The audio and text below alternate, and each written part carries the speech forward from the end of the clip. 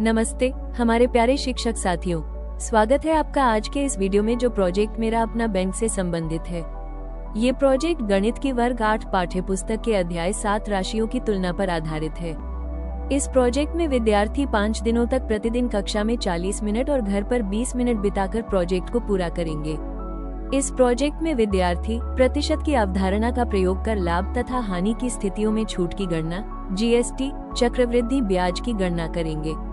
जैसे अंकित मूल्य तथा वास्तविक छूट दी गई तो छूट प्रतिशत ज्ञात करेंगे अथवा क्रय मूल्य तथा लाभ की राशि दी गई हो तो लाभ प्रतिशत ज्ञात करेंगे।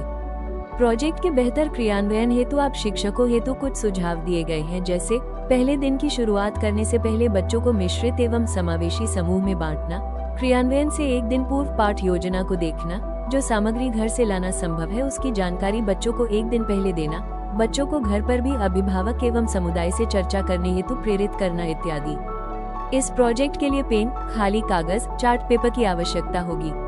सामग्री का चयन आप पाठ योजना में दी गई गतिविधि के आधार पर स्वयं भी कर सकते हैं।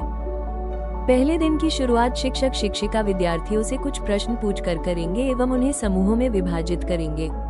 साथ ही साथ इस प्रोजेक्ट के प्रमुख प्रश्न, क्या हम धन के विभिन्न पहलुओं के बारे में शिक्षित होने के लिए एक बैंक स्थापित कर सकते हैं, के बारे में विद्यार्थियों को जानकारी देंगे। इसके बाद विद्यार्थी रुपये की उपयोगिता एवं बट्टा यानी डिस्काउंट पर चर्चा करते हुए साधारण एवं चक्रवृद्धि ब्याज की अवधारणाओं को समझेंगे। वे अपने समूहों में सिक्कों और नोटों पर को देखते हुए मुद्रा की विशेषताओं पर चर्चा करेंगे और इन विशेषता को समझकर आगे की गतिविधियों के लिए नकली मुद्रा बनाएंगे। दूसरे दिन की शुरुआत शिक्षक विद्यार्थियों से पुनरावलोकन से करेंगे। विद्यार्थियों को गतिविधि के माध्यम से पैसे के उपयोग, बचत और निवेश से परिचित कराएंगे। इसके बाद विद्यार्थियों को बैंक द्वारा विभिन्न सेवाओं जैसे चालू और बचत खाते या अन्य विभाग और उनकी विशेषताओं से परिचित कराएंगे। अंत में विद्यार्थी अपने बैंक के लिए एक नाम चुनेंगे और उन्हें 2 समूहों में विभाजित किया जाएगा जो बचत और चालू खाता विभाग देखेंगे। तीसरे दिन शिक्षक बैंक की ऋण सुविधा और उसकी प्रक्रियाओं के बारे में समझाएंगे। विद्यार्थी साधारण ब्याज की गणना को विस्तार से समझेंगे एवं स्वयं भी कुछ प्रश्न को हल करेंगे। अंत में विद्यार्थी बैंक स्थापना की योजना पर काम करेंगे। इसके लिए शिक्षक पाठ योजना में दिए गए कार्य के आधार पर अलग अलग समूहों को कार्य सौंपेंगे। प्रत्येक समूह के पास एक विशेष विभाग होगा। गृह कार्य देकर शिक्षक कक्षा का समापन करेंगे।